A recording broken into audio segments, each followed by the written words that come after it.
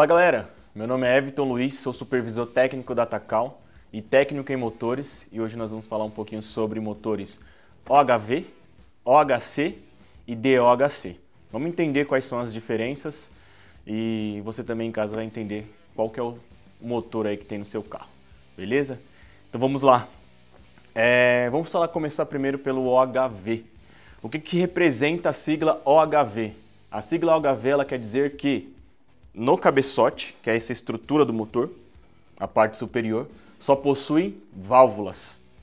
Então não tem comando. Como é que funciona a abertura das válvulas? Não é nada eletrônico, não é nada magnético, nem pneumático. Nesses motores, o que acontece? Eu tenho o meu comando de válvulas no bloco, junto no bloco. Provavelmente vai aparecer na sua tela aí um desenho em corte desse motor. Então, o sincronismo do motor, ele vem do bloco. Então, o comando de válvulas se conecta ao virabrequim e aí passa o comando para a parte superior do motor onde estão as válvulas. No cabeçote do motor eu tenho os balancins e a conexão entre o comando de válvulas e os balancins para que faça a abertura das válvulas ocorre através de uma vareta. Então é um sistema de motores mais antigos. Se você tem aquele Ford Ka dos anos 90, motor Endura, seu motor é igual a esse. Se você estiver aí mexendo no motor, quer se aventurar e tirar a tampa de válvulas, você vai perceber que não existe um comando sobre as válvulas e nem um comando próximo. Por quê? O comando ele vai estar no bloco. É um sistema antigo. Por isso, OHV. O que quer dizer que no cabeçote só tem válvulas. Ok? Agora um pouquinho sobre OHC. O que representa OHC? OHC significa que eu tenho comando no cabeçote. Apesar desse caso aqui, que a gente tem o comando de válvulas no cavalete e no cabeçote as válvulas, ele é um conjunto único, ele é considerado o cabeçote. Então esse caso aqui que a gente tem, o comando de válvulas está no cabeçote. Então além das válvulas eu tenho comando, por isso OHC. É uma sigla inglesa que significa que eu tenho um comando sobre o cabeçote. Então ele já faz a abertura direto em cima das válvulas. Tem o auxílio, sim, do balancim, porém ele está sobre as válvulas, ok? E a gente também tem outro motor, outro tipo de cabeçote, que é um complemento. Ele é o DOHC. Ele é um motor que também possui comando no cabeçote, só que ao invés de um único comando, ele possui dois comandos. E por quê? Geralmente isso você vai encontrar em motores 16 válvulas. Então, para que haja a abertura das válvulas de admissão e a abertura das válvulas de escape separadamente, eu tenho dois comandos diferentes. Todo motor 16 válvulas vai possuir duplo comando? Não.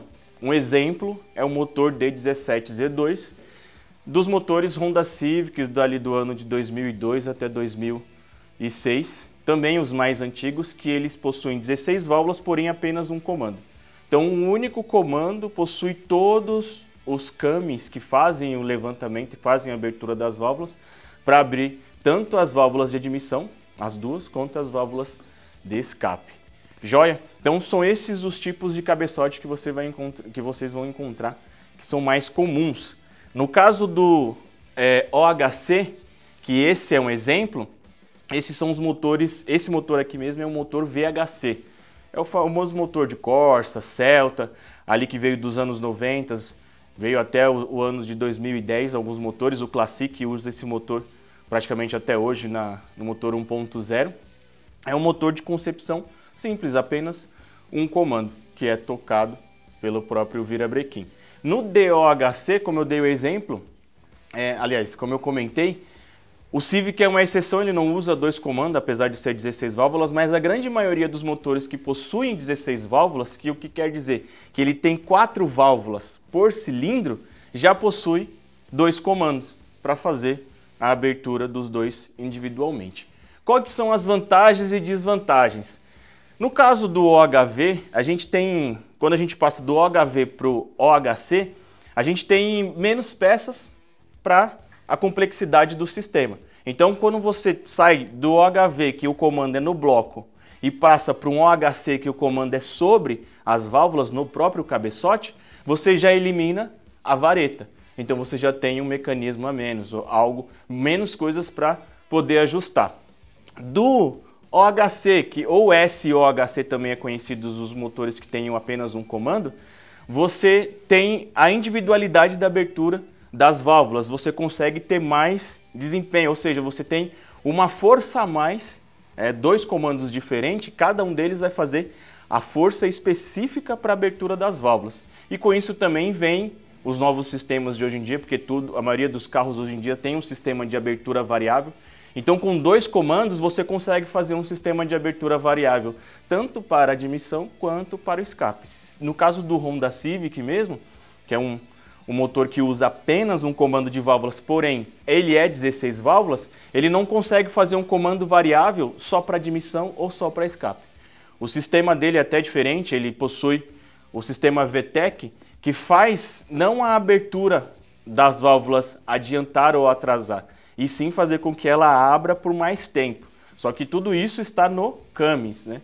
Nos motores que tem a variação de válvula, todo esse controle está na polia. Então esse controle é feito através de pressão de óleo, ok?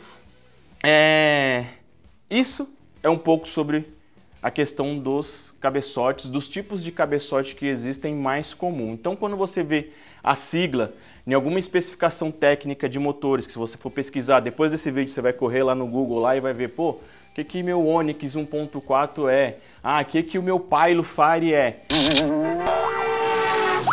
Ah, o que o meu Pilo Fire é? E você vai achar justamente essa informação. OHV, esses motores mais antigos, o Endura, você vai pesquisar lá, você vai achar. OHC, VHC do Corsa, o Fire também é um OHC, 8 válvulas. Você vai pesquisar na internet sobre alguns motores DOHC, então você vai achar o Duratec da Ford, que equipa EcoSport, e Focus. E aí você vai ver que existe a sigla lá, DOHC.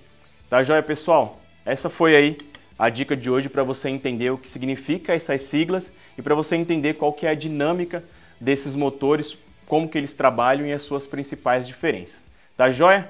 Agradeço a atenção de todos. Não se esqueça, compartilhe esse vídeo com o maior número de pessoas que você puder. Sempre que aquele amigo tiver na dúvida em relação a isso, já pega, manda esse vídeo para ele.